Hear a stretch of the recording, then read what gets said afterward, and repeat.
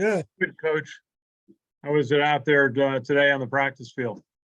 Really good. Yeah, you get a game plan in, and then as you go, hopefully you get a little sharper, and you can, when you have 2 weeks to prepare, what you want to try to do, I think most of the time is the second week you're doing the same thing and not still installing. So hopefully that's the case with us, and our guys did a good job today.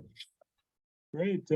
When you look at the Air Force stats, what jumps out is their run stopping. I think it's 125 yards a game. Yeah. Limiting opponents to. What do you see in their ability to stop the run? I think they do an outstanding job of it. They don't ever miss fits. They're gonna attack you. They're gonna have guy in every gap. They play man coverage, and a lot of the time, and there's just, even when you block a run up, there's not a lot of room in there because people are adding into the box, and it makes it tough going, at times. And I think you got to kind of try to really maximize runs. You got to try to not get knocked off schedule, in a game like this. I think that's vitally important. And you just got to execute the average at another level, in this game, because they don't give you any room in there. How do you feel your offensive line is shaping up at this time going into the Air Force game? I think we're improving. We've had, I guess we've had 7 different offensive lines to this point, that have started. But like I think I told you guys before, through that, there's been some depth created and some guys that have really improved. So I think we're getting a little more healthy, and hopefully we're ready to start playing some of our best football. And this is a great time to do it. And just maybe a final question. I asked Coach Monken about having 4 quarterbacks.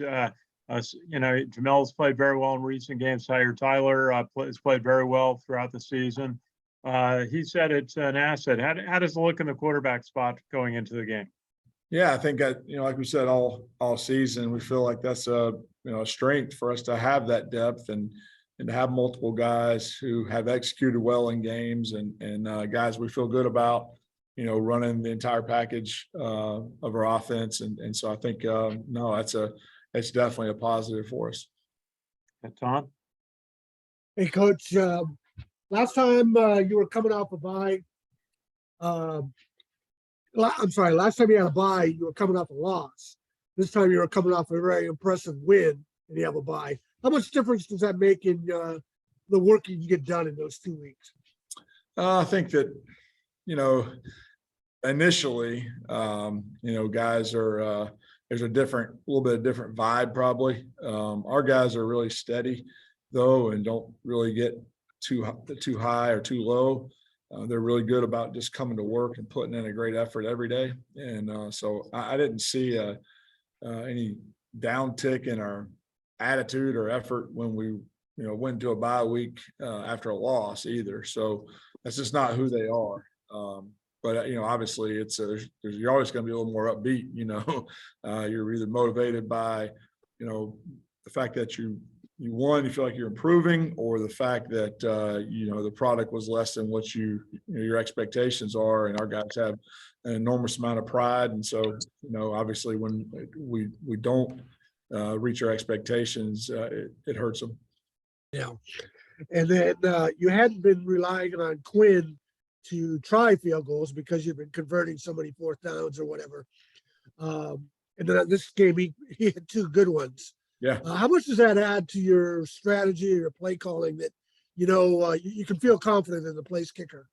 Yeah, I think it's great. Obviously we'd like to score touchdowns every time in the red zone, and that's our goal. And that's something that we need to be extremely good in that area, particularly in this game. It's come down to that a lot of times, the red zone and short yard situations. And one comes to mind in 19 when we didn't execute in those situations, or we weren't quite able to get it done, and kind of came back to bite us. But to have a kicker that we have extreme confidence in, really helps any football team. And then talk about Jamel's attitude and his personality, that he would come on this late in the season and play so well and play so hard? Not surprised at all. He's such a steady guy, and just always was trying to maximize his potential every day, and really was that engaged in everything that was going on.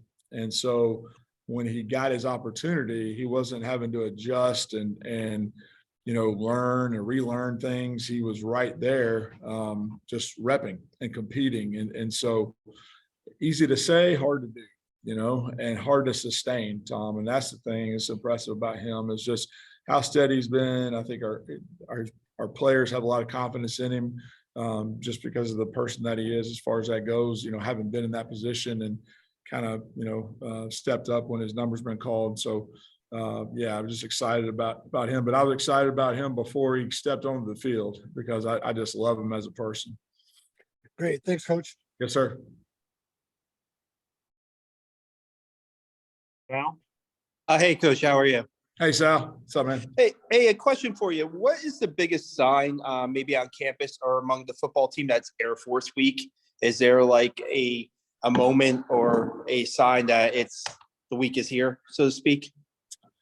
I don't know. There's a lot more people flying over West Point the last few days. I don't know. No, there's just probably a rise in intensity, and I think our guys prepare really well every week. We have to. That's part of who we are. It's part of our advantage, I think. But no, it's hard to downplay that this isn't an important game. But honestly, the ultimate goal for us offensively is just to maximize our potential, right? And we want to go play well. And it's our next opportunity to have a chance to play well, put the culture on display, and see how much we've improved since the last time we played.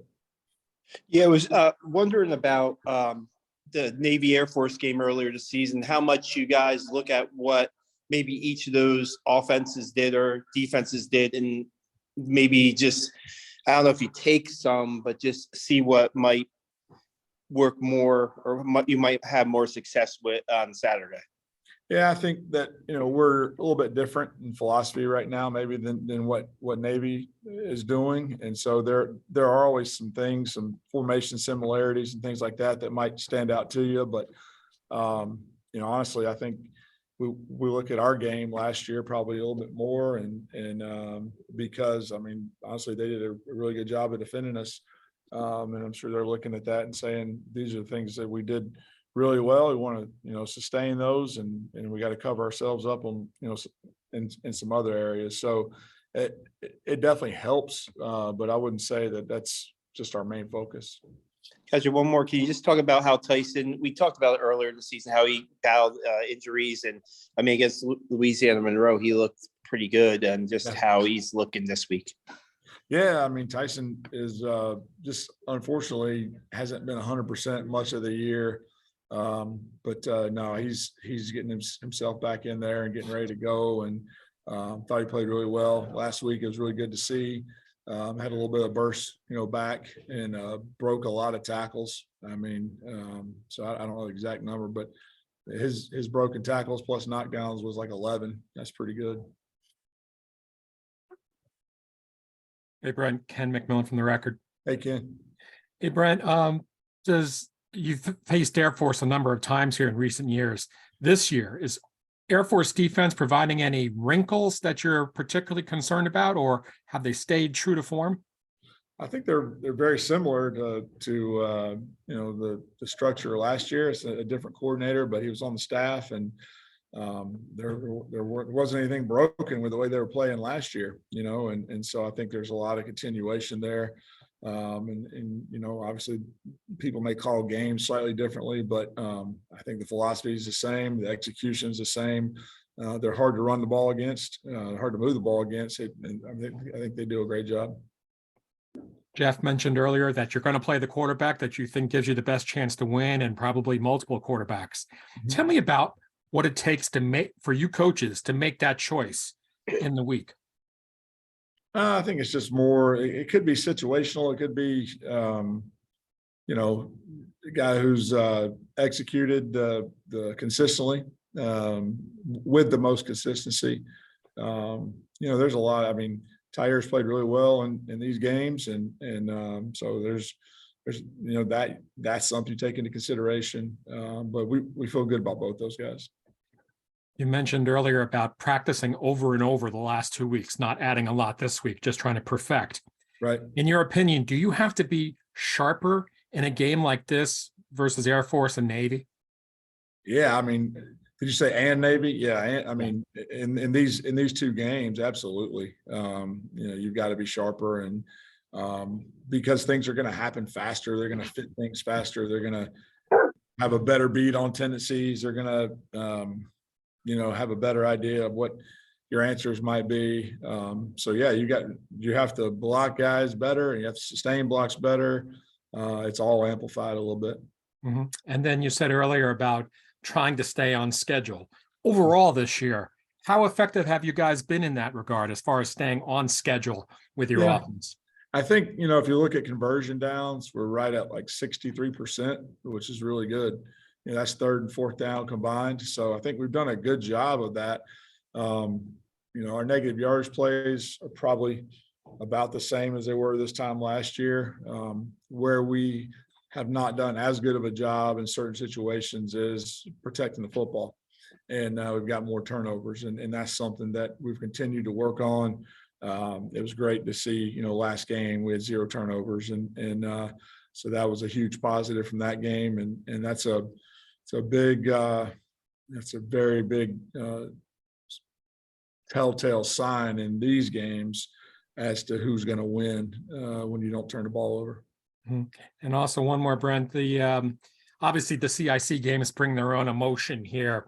How much do you want to amp your kids up versus keep them in check, keep them emotionally level in games like this?